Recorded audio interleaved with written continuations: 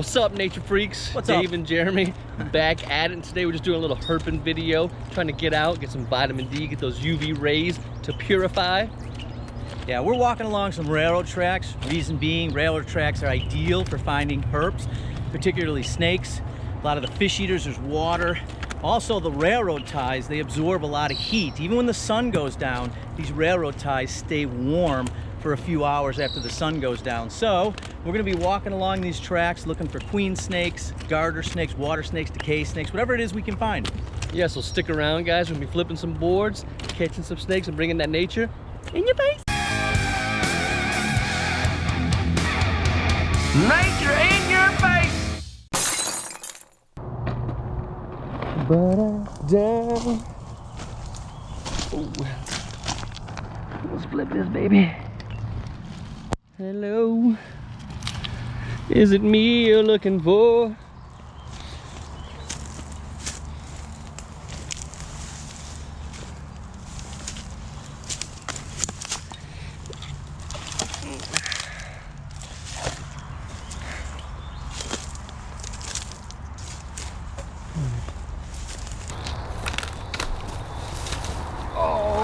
Oh, are you getting wet? Yeah.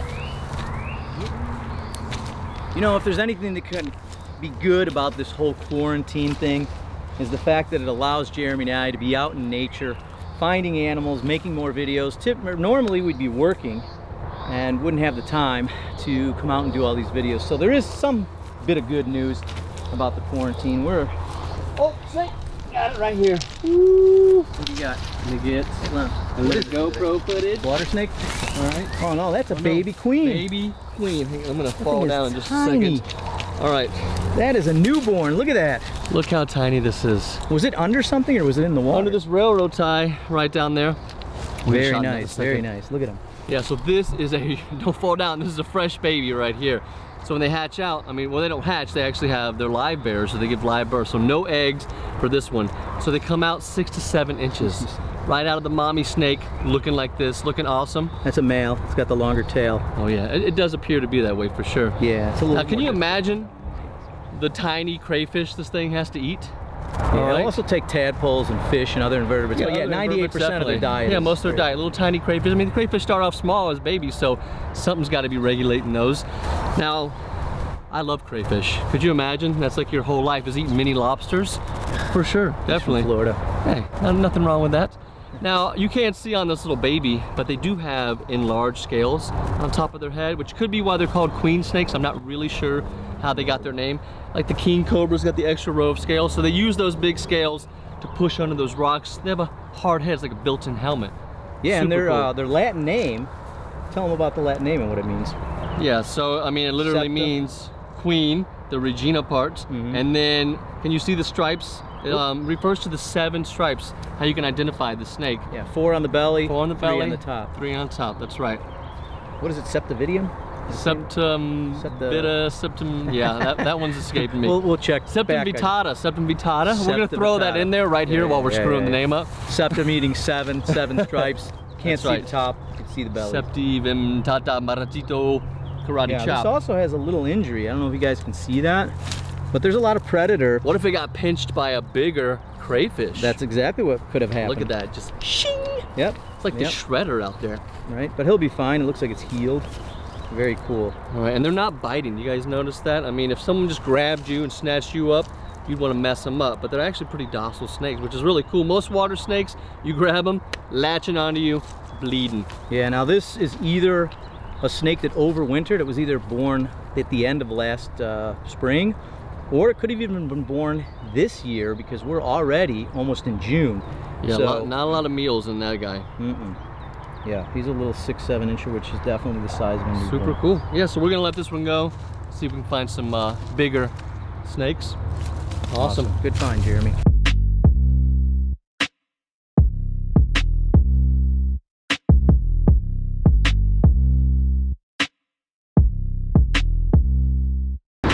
Boom. It was inevitable that we'd find a garter snake.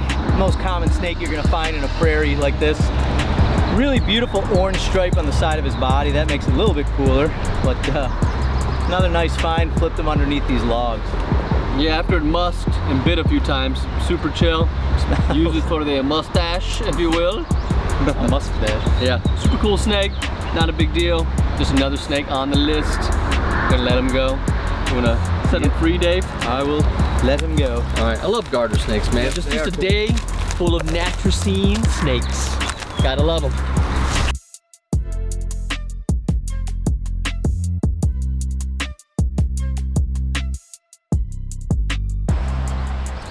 All right, this looks pretty snaky down here. Got some flowing water. Gonna be some crayfish, I guarantee it. Which means queen snakes, water snakes, maybe crayfish snakes. Oh, there's Dave.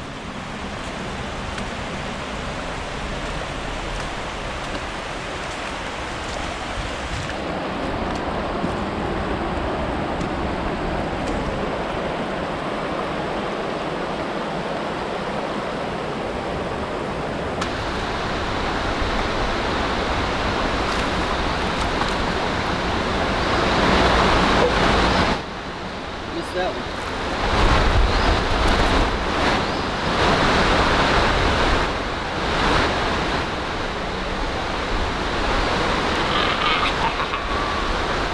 Okay, so where there's crayfish, there's queen snakes. Their preferred habitat is fast flowing water, like this river behind us. So the railroad tracks are up here. We just came down this embankment. This is the perfect habitat to search for the queen snake. Now these crayfish, they're safe from the queen snakes. They're not on the menu yet because the queen snakes, 99% of their diet are molted crayfish, which means they have the soft bodies. These guys still have the shell. This one's a little squishy, probably just hardening up. But when they molt, come out of their exoskeleton, they are ripe for the taking. Yeah, now the reason they prefer the soft-shelled ones is because these snakes don't get very big. They'll get about 2 feet. They're not very thick-bodied. And so to try to swallow one with that hard exoskeleton would be very difficult for it to not only eat, but also to digest. Yeah, I like to de-shell my peanuts before I eat them. I don't know about you guys. For sure. All right, so we're gonna be flipping some rocks. We're gonna find some of these queen snakes. When we do, we'll tell you more about them. We're coming for you, queenies.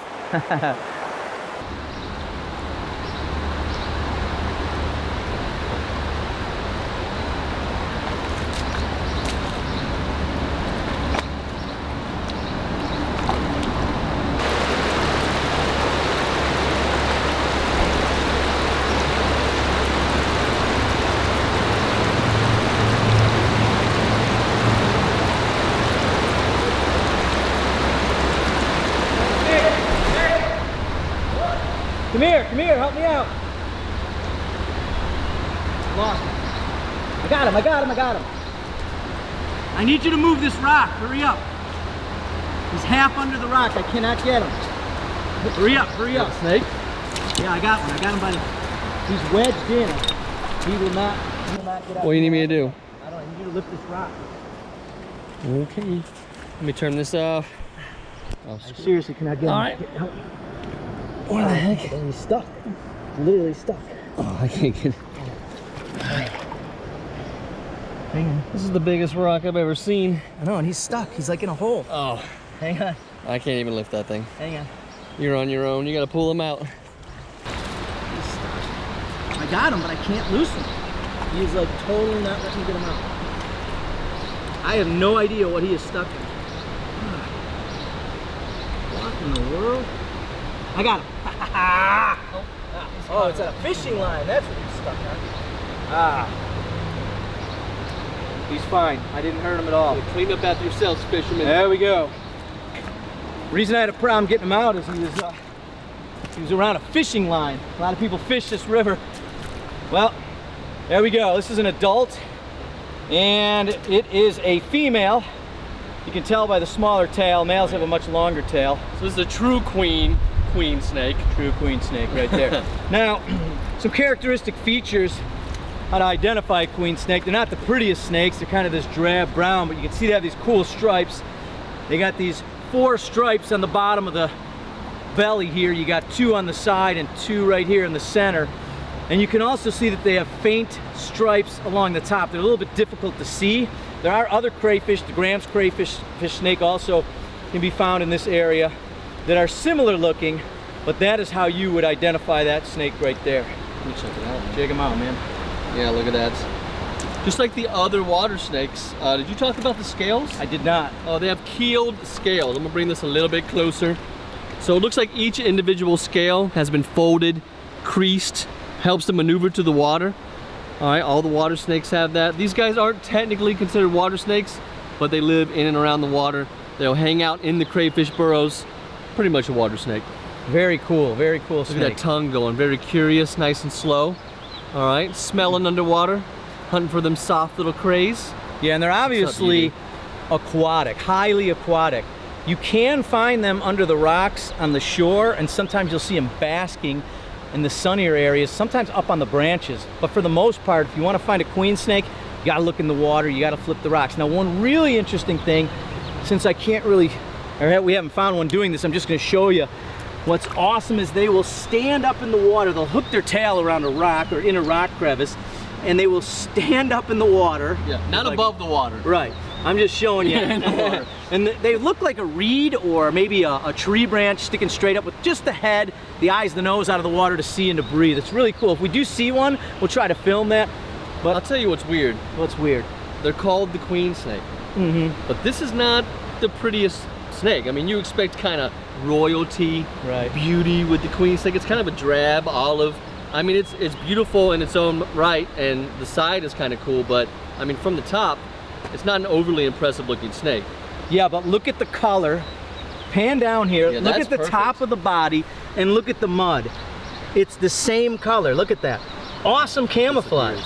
So, you know, you find a grass snake, obviously it's gonna be in the grass, right? Because it's green, or a smooth green snake, rough green snake, gonna be in the branches. This guy, he blends in with the muddy bottom of the water. And you know what we're noticing around here? It's not too bad, but the water, when you walk around, you stir up the silt.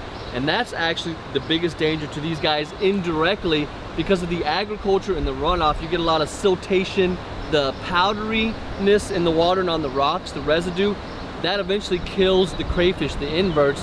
And if you don't have food for these guys, they start to disappear as well. So super important to keep the waterways clean. Love that word, powderiness. Powderiness, yeah, Alex made that up. Great word, man.